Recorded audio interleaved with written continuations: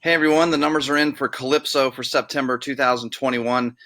Good timing to do a deep dive into the pricing as there's some significant changes happening in the condo market over the last 30 or 45 days, and also, of course, Tower 3 wrapping up with most of their closings. I'm Craig Duran with the Duran Group at Berkshire Hathaway Home Services. Let's get right to the numbers. I want to show you a few things about the overall condo market and some of the changes we're seeing in the last 4 to 6 weeks. And then we'll get into specific pricing for Calypso so you guys can see what's happening there. Few of the metrics that we're tracking to keep on top of the market are here. So what we're doing every week, we're looking at the number of units that are for sale in the market so we can have some understanding of supply. We're looking also at the number of new listings that are coming on or that are being added per week. So is that supply ramping up? Is it slowing down? Is it staying even? That's another sign that we need to pay attention to. We're also looking at the number of new contracts that are written every week. Obviously, this is a great way to look into the future a little bit. If we're writing a ton of new contracts, you would think we probably have a ton of new closings in 30 or 45 days. We're also, of course, looking at the number of sales, the number of actual closings for you. So take a look at this going back to May of this year. The number of active units for sale, meaning the number of condos that are actually for sale at any given moment. In week 1 of May, we were down 71%. We were down 73% the next week, down 73% again, down 75%. Meaning, when compared to the same time in the year before, 2020, we had 70+% fewer condos for sale. Think about it a different way. A buyer is going to walk into this giant condo superstore to buy a condo, and they walk in and there's 70% fewer choices. The shelves are almost bare because there's just not that much to buy. And that's part of what was leading to the frenzy that we had earlier this year in condo buying. Now let's look at September. September, still somewhat good news for the condo market. We're down 30%, 29, 25, 29, and 30% on inventory. So compared to those same weeks in September of last year, we're still down in inventory. We don't have as much supply as we did last year. But if you notice, we've gone from 70% to down about 30%. So obviously there's been some supply that's been added to the market. Probably good that we haven't added so much where we're oversaturated. Another, I think, an important one to look at on the same note, look at the number of new listings that are coming to the market every week. 68%, 65%, 27% in May. There's a lot of units coming up for sale, being added to the market, but they were being purchased pretty quickly. Look at September. It's a little bit different. The first week we were a little flat. The second week we were down 41%. The next week it was 75% up, then down 19, and then down 18. Overall, at the end of the month, we really only added about 3% more inventory to the market. So inventory levels have come up. They're actually reaching pre-pandemic levels, but it isn't so. We haven't gone to a point where the market's so saturated that we're into buyer market territory yet. If you look at the number of new contracts that are being written, look at May. We wrote 95% more new contracts in the first week, almost double the amount of contracts we wrote the year before. Week 2, we were still up 51%. Week 3, up 62%. Week 4, up 28%. A lot of new contracts being written when compared to the year before, which was already a good year in May. Check out September. It's a little bit different. We were 31% fewer contracts written, 33% down, up 41, up 2, and then down 28%. So we were off for the month about 4%. So think about that. We wrote about 4% fewer contracts in September. You would think October, November, we're going to have a few less closings. When we go back to May and look at the number of closings, these numbers were just incredible. Part of that is because of comparing. Remember, we're comparing to the year before, which May was just getting, the market was just getting started again. So 588% more closings in week 1, but week 2, week 3, week 4, 185%, 142%, 63%. Those are huge numbers.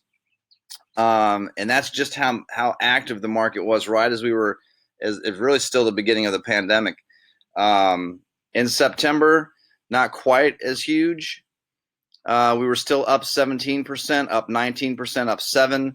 We had a couple of weeks where we were off, down 26%, down 45%. And if you work those out for the month, we were down about 11%. So a few less contracts being written, a few less closings happening, but not a ton of inventory being added. Inventory is being added.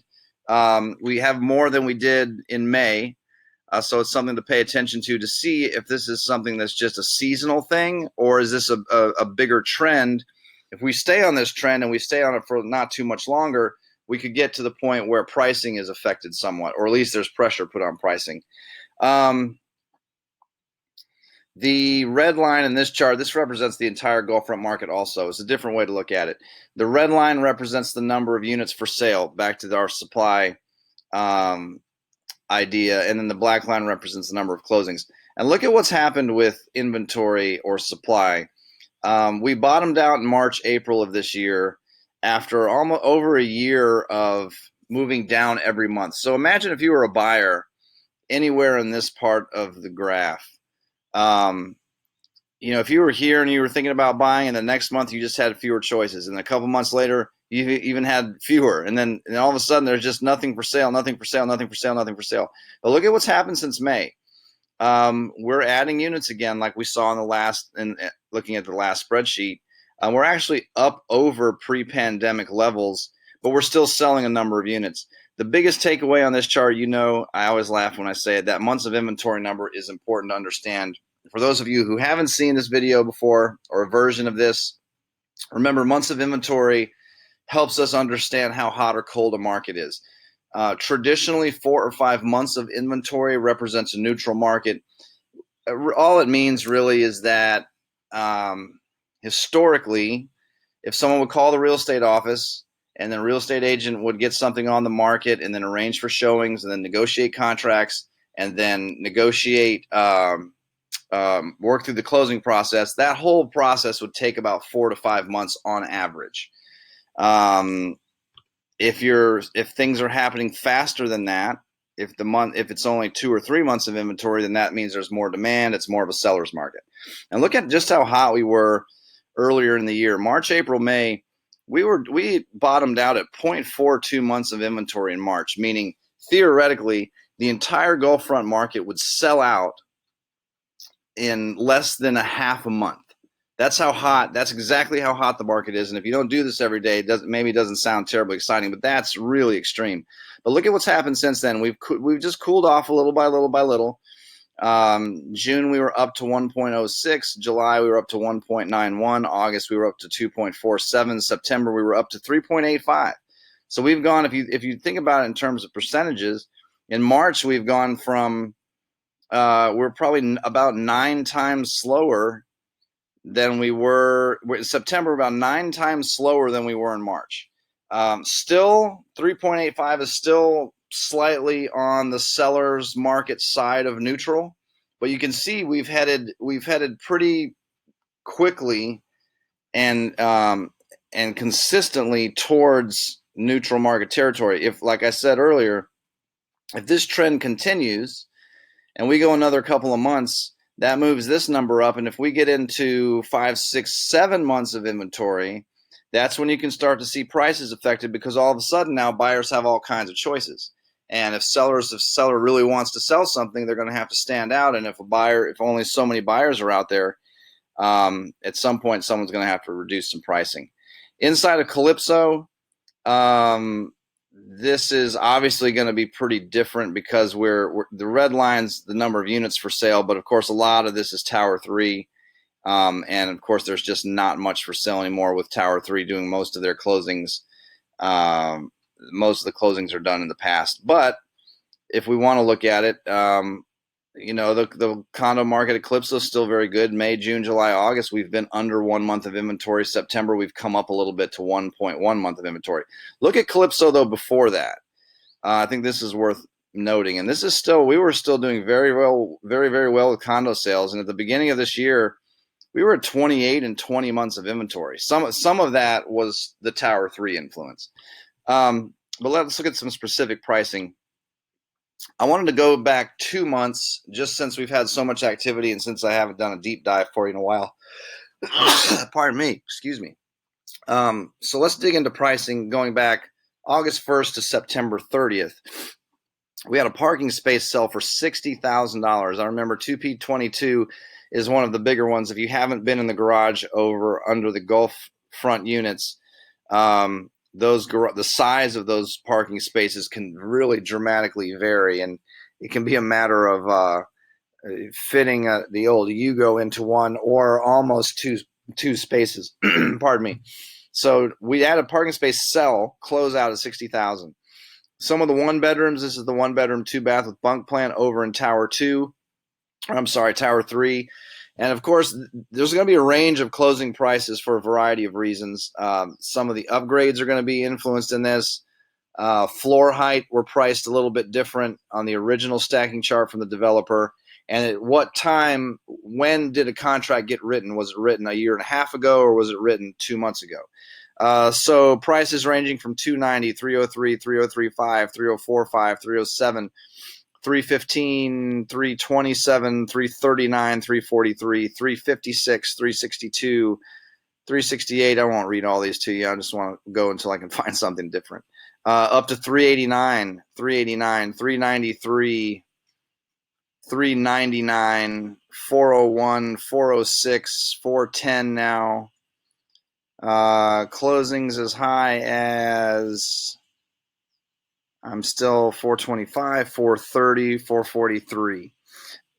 We just closed, the highest Gulf front sale had been 400,000 recently, but we just closed, helped the sellers on 2107 close recently for 445. Ground floor unit, really, really heavily upgraded.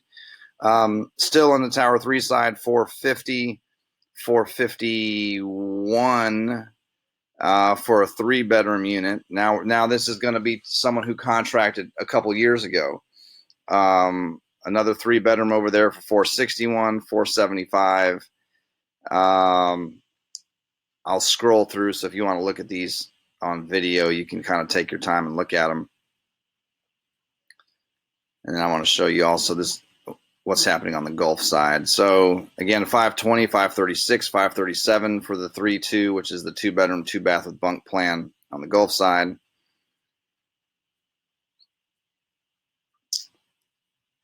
Tower on the Gulf side, Tower 2, a 2-bedroom, 2-bath with bunk sold in the last 2 months for $614,500.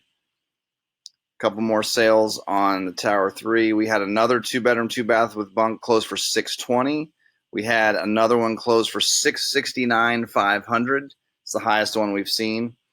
Tower 3 sales at $682,500, $694 for the larger 3-bedrooms, and one of the Gulf front end unit 3-bedrooms in Tower 1 closed at $729,000.